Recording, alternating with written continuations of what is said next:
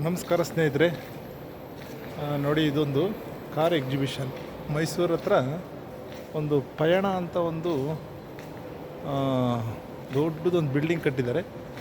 ಅದು ನಾವು ಇಷ್ಟು ದಿನ ಯಾವುದೋ ಒಂದು ಹೊಸ ಟೈರ್ ಕಂಪ್ನಿದು ಅಂತ ನಾವು ಅಂದ್ಕೊಂಡಿದ್ವಿ. ಯಾವುದೋ ಟೈರ್ದು ಹೊಸ ಕಂಪ್ನಿ ಲಾಂಚ್ ಮಾಡಿದ್ದಾರೆ ಅಂದ್ಕೊಂಡಿದ್ವಿ.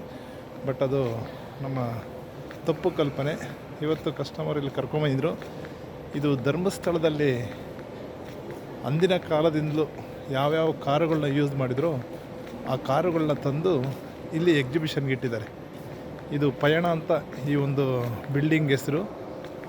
ಪ್ರತಿಯೊಂದು ಧರ್ಮಸ್ಥಳದಲ್ಲಿ ಆಗಿನ ಕಾಲದಿಂದ ಯಾವ್ಯಾವುದು ಯೂಸ್ ಮಾಡಿದ್ರು ಆ ಎಲ್ಲ ಕಾರುಗಳು ಇಲ್ಲಿ ಎಕ್ಸಿಬಿಷನ್ಗೆ ಇಟ್ಟಿದ್ದಾರೆ. ನೋಡಿ, ನಾವು ಇದನ್ನು ಯಾವುದೋ ಟೈರ್ ಕಂಪನಿ ಅಂದ್ಕೊಂಡಿದ್ವಿ. ಇದು ಖಂಡಿತವಾಗಲೂ ಟೈರ್ ಕಂಪ್ನಿ ಅಲ್ಲ. ನಮ್ಮ ಸ್ನೇಹಿತರು ನಿಜವಾಗ್ಲೂ ಕುಟುಂಬ ಸಮೇತರಾಗಿ ಬಂದು ಮಕ್ಕಳಿಗೆ ಈ ಒಂದು ಕಾರ್ ಎಕ್ಸಿಬಿಷನನ್ನು ತೋರಿಸಿದ್ರೆ ತುಂಬ ಅದ್ಭುತವಾದಂಥ ಅನುಭವ ಅವ್ರಿಗಾಗುತ್ತೆ. ತುಂಬ ಖುಷಿನೂ ಪಡ್ತಾರೆ. ನಾನು ಖಂಡಿತವಾಗ್ಲೂ ನನಗೆ ಗೊತ್ತಿರಲಿಲ್ಲ ಇದು ಯಾವುದೋ ಒಂದು ಟೈರ್ ಕಂಪನಿ ಬಿಡು ಅಂತ ನಾನು ಅಂದ್ಕೊಂಡಿದ್ದೆ.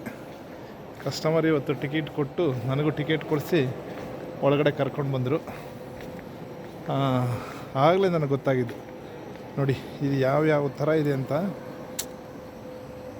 ತುಂಬ ಅದ್ಭುತವಾದ ಕಾರುಗಳಿದ್ದಾವೆ ಇಲ್ಲಿ. ವೀರೇಂದ್ರ ಹೆಗ್ಗಡೆಯವರು ಆಗಿನ ಕಾಲದಲ್ಲಿ, ಅದಕ್ಕಿಂತ ಮುಂಚಿತವಾಗಿ ಧರ್ಮಸ್ಥಳದ ಯಾರು ಧರ್ಮಾಧಿಕಾರಿಗಳಿದ್ರು ಅವರೆಲ್ಲರೂ ಉಪಯೋಗಿಸಿರೋಂಥ ಕಾರುಗಳು, ಬ್ರಿಟಿಷರ ಕಾಲದಿಂದ ಉಪಯೋಗಿಸಿರೋ ಕಾರುಗಳು ಎಲ್ಲನೂ ಇಲ್ಲಿದ್ದಾವೆ.